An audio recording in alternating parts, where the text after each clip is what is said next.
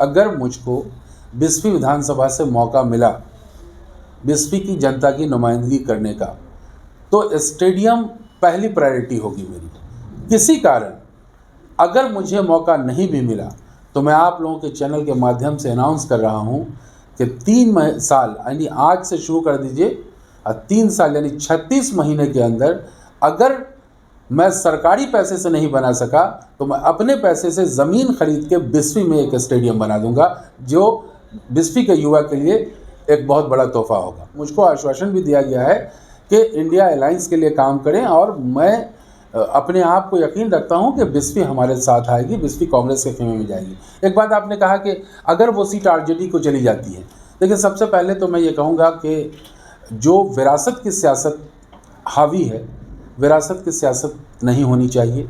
आप बात करें कि दूसरे लोग, अगर एक परिवार के ही लोग हमेशा राजनीति करेंगे तो क्या दूसरे सोशल वर्कर सिर्फ ताली और थाली थोड़ी बजाएंगे? उनको क्या करना है? बगावत के मूड में है। मैं कोई बगावत की बात नहीं कर रहा हूँ। मैंने कहा मैं इंडिया अलायंस के साथ हूँ, लेकिन कोई भी लीडर, मैं विरासत की सियासत की बात कर रहा हूँ कि परिवार में अगर एक आदमी पॉलिटिक्स कर रहा है तो इसका मतलब सारे लोग पॉलिटिक्स करें, ये कोई ज़रूरी नहीं है। आप दूसरे को मौका देंगे ना। आपने एक परिवार से तो देखा 10 साल में बिस्फी, और अभी 3 साल तो 5 साल तो लगभग होने जा रहा है मौजूदा विधायक को।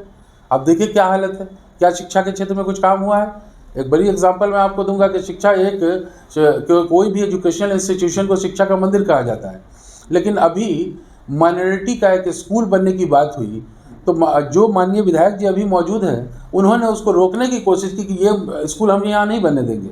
तो जो सत्ताधारी पार्टी, जो सत्ता में रहते हुए एक स्कूल यानी जो पढ़ाई का, शिक्षा का मंदिर है, उसको रोकने की बात करता हो, वो क्या विकास की बात करेगा? वो हिंदू मुस्लिम के अलावा क्या बात करेंगे?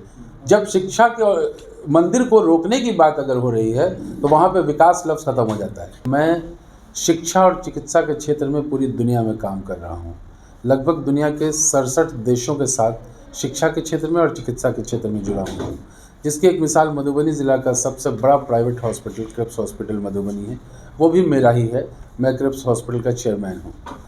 मकसद ये था कि बिस्फी में जो हम लोग बचपन से देखते हुए आ रहे हैं कि शिक्षा और चिकित्सा की हालत, सड़क की हालत जो ख़राब है, उसको कैसे ठीक किया जाए, असल मेन मकसद ये है।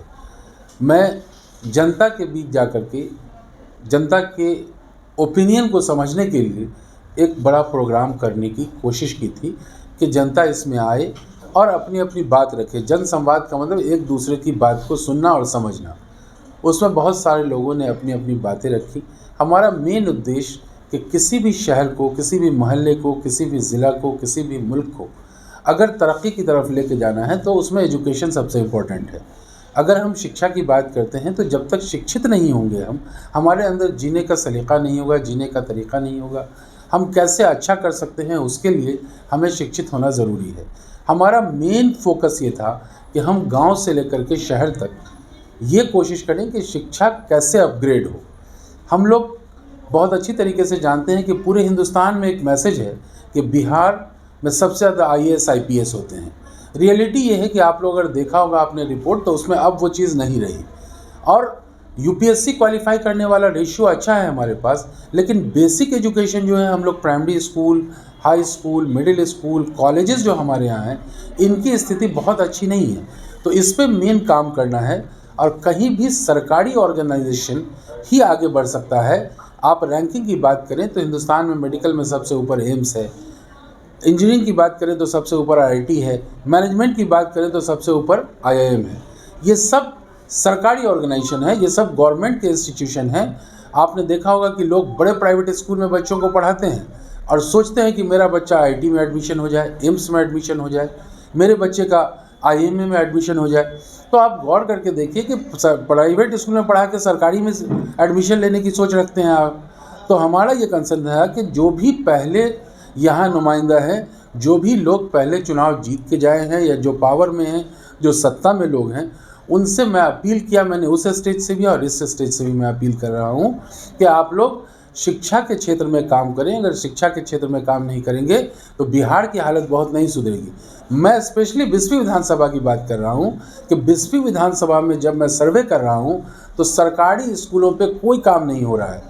जबकि सरकारी स्कूल में बिल्डिंग फ्री होती है, टेबल कुर्सी वहाँ मौजूद रहता है, टीचर्स को कोई तनख्वाह नहीं देनी होती है, सिर्फ सिस्टम को ठीक करना है।